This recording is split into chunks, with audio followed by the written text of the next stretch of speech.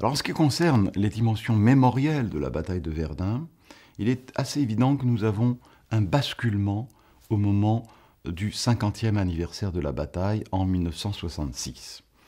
Pourquoi cette importance de l'année 1966 ?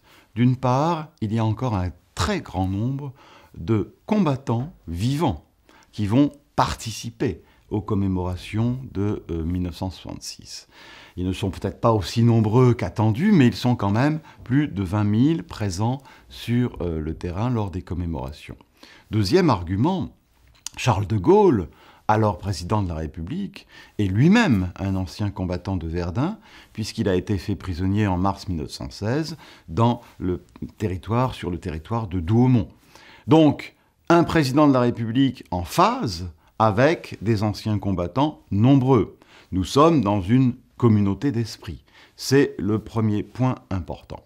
Deuxième point important, c'est aussi le moment où la décision a été prise quelques années auparavant de créer un grand mémorial de la bataille de Verdun. Ce mémorial qui va surgir de terre, qui va ouvrir en 1967 sur le territoire de Fleury-devant-Douaumont, doit énormément à Maurice Genevoix. Le grand écrivain est alors secrétaire perpétuel de l'Académie française, mais il est surtout ancien combattant des Éparges. Il a été très grièvement blessé donc en 1915, il n'a pas pu participer à la bataille de Verdun de l'année suivante, mais il porte littéralement à bout de bras la nécessité d'un mémorial. Qu'est-ce qu'un mémorial ?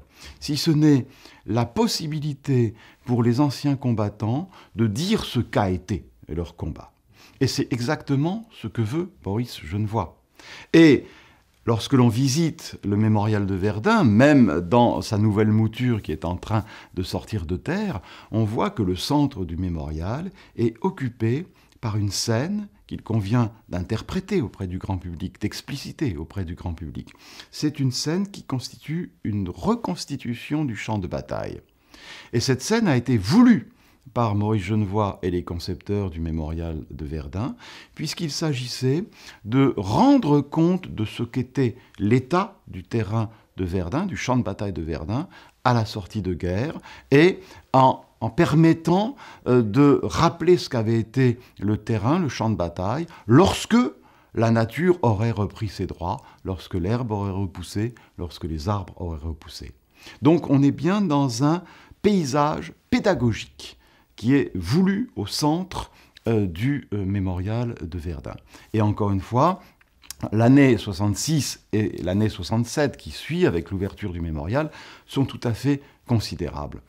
Dernier point important qui marque l'importance, la grande qualité, si vous voulez, de cette année 66, c'est à ce moment-là que Charles de Gaulle évoque la possibilité d'ouvrir un centre mondial de la paix à Verdun, même s'il faudra attendre 1994 pour qu'il soit finalement ouvert. Mais au plan symbolique, c'est aussi le moment où l'on voit un orchestre de jeunes musiciens français et de jeunes musiciens allemands jouer ensemble sur le champ de bataille de Verdun. Et c'est bien évidemment tout un symbole aussi de la réconciliation franco-allemande.